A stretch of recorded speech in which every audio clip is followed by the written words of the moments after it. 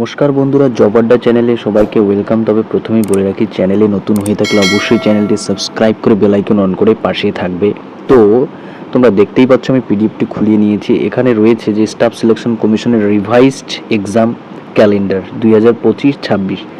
তো বন্ধুরা, সবার জন্য, সব অ্যাসপিরেন্টের জন্য খুবই খুশির খবর, অর্থাৎ এই ক্যালেন্ডারের মাধ্যমেই তোমরা তোমাদের ফর্ম ফিল আপ করতে পারবে এবং এক্সামে বসতে পারবে। তো দেখে নেওয়া যাক ইম্পর্টেন্ট এক্সামগুলোর ডেট, তারিখ এবং তাদের এক্সাম ডেট।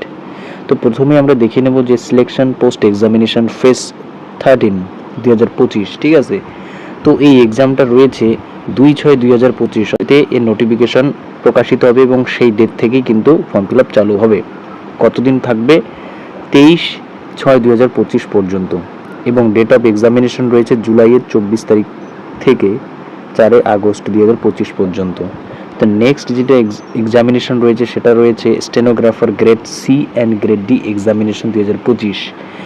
এটা হচ্ছে কম্পিউটার বেসড এক্সামিনেশন।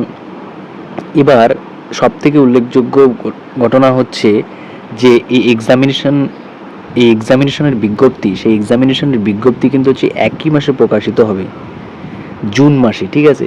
এটা হচ্ছে নাকি 5/6/2025, 5/6/2025 বিজ্ঞপ্তি প্রকাশিত এবং সেই ডেটেই ফর্ম ফিল আপ চালু হবে। কোনটার? তাহলে স্টেনোগ্রাফার গ্রুপ সি এবং গ্রুপ ডি এক্সামিনেশন। এবং সে ফর্ম ফিল আপ চলবে হচ্ছে 26/6/2025 পর্যন্ত, ঠিক আছে।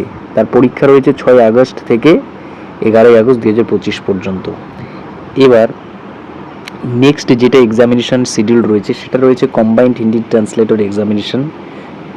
মেন কথা হচ্ছে ওই একই মাসে কিন্তু সব এক্সামিনেশনের বিজ্ঞপ্তি এবং ফর্ম ফিল আপ চালু হবে, এটা মাথায় রাখতে হবে। তো আমাদের সবথেকে উল্লেখযোগ্য হচ্ছে সিজিএল অর্থাৎ combined graduate level examination 2025 tyre 1 CBT test. এটা হচ্ছে মানডে জুন মাসের 9 তারিখে প্রকাশিত হবে, ঠিক আছে।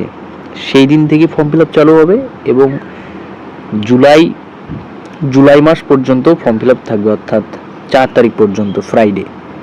তো এই এক্সামিনেশন শিডিউল কবে রয়েছে? 13 আগস্ট থেকে 30 আগস্ট 2025 পর্যন্ত কিন্তু এই এক্সামিনেশন, এই ডেটের মধ্যে সিজিএল যে কম্বাইন্ড গ্র্যাজুয়েট লেভেল এক্সামিনেশন আছে সেই এক্সামিনেশন পূর্ণ হবে।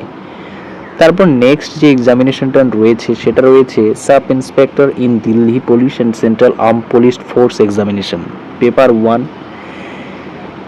সেই জুন মাসের 16 তারিখে প্রকাশিত হবে বিজ্ঞপ্তি, সেদিন থেকে চালু হবে ফর্ম ফিল আপ এবং জুলাই মাসের 7 তারিখ পর্যন্ত জারি থাকবে। এর এক্সামিনেশন রয়েছে 1 সেপ্টেম্বর থেকে 6 সেপ্টেম্বরের মধ্যে সম্পন্ন হবে sub inspector in Delhi police examination. এবার সিএইচএসএল রয়েছে কম্বাইন্ড হায়ার সেকেন্ডারি লেভেল,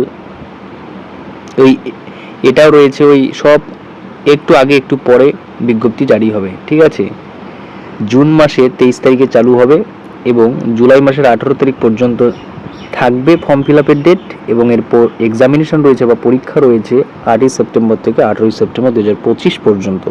তারপর নেক্সট যেটা মোস্ট ইম্পর্টেন্ট সেটা হচ্ছে এমটিএস অর্থাৎ multitasking non technical staff and havaldar examination 2025।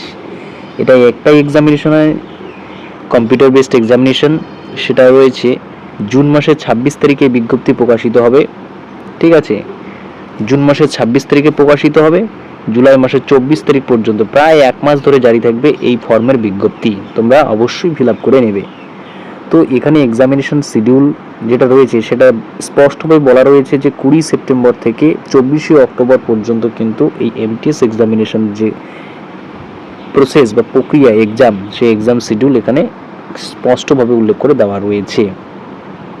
তারপর লাস্ট যে দুটো এক্সামিনেশনের শিডিউল রয়েছে সেটা আমরা দেখে নেব। যে junior engineer civil mechanical electric examination paper 1, এটা ওই একই মাসে অর্থাৎ জুন মাসের 30 তারিখে চালু হবে, জুলাই মাসের 21 তারিখ পর্যন্ত থাকবে।